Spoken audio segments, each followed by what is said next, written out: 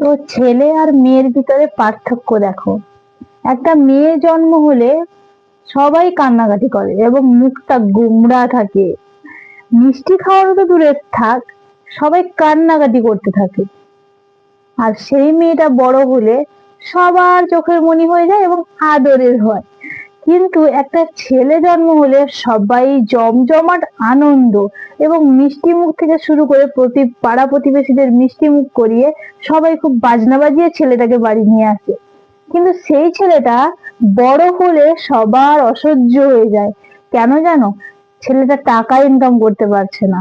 ছেলেটা যদি টাকা ইনকাম করতো তাহলে সবাই তাকে ভালোবাসতো, কিন্তু মেয়েটা টাকা ইনকাম করুক আর না করুক তাকে সবাই ভালোবাসে এবং পরের বাড়িতে গেলে স্বামীর ভালোবাসাটা পায় বিনা কিছুতে, মানে কোনো কিছু ছাড়া। কিন্তু একটা ছেলে পরের বাড়ি থেকে মেয়ে নিয়ে আসার আগেও তার টাকাটা আছে কিনা দেখে, তাই না? তারপরে কিন্তু মেয়েটাকে বিয়ে দেয়।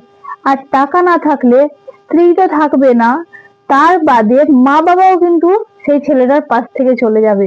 সেই ছেলেটা জন্ম থেকে যে ভালোবাসাটা ছিল জন্ম হওয়াতে, সেই ছেলেটা বড় হলে কোনো ভালোবাসাই নেই। অদ্ভুত লাগে না যে ছেলেদের জীবনটা কিরকম, যে জন্ম হলে সবাই আনন্দ হয় আর বড় হলে সেই আনন্দটা থাকেই না ওদের ওপরে।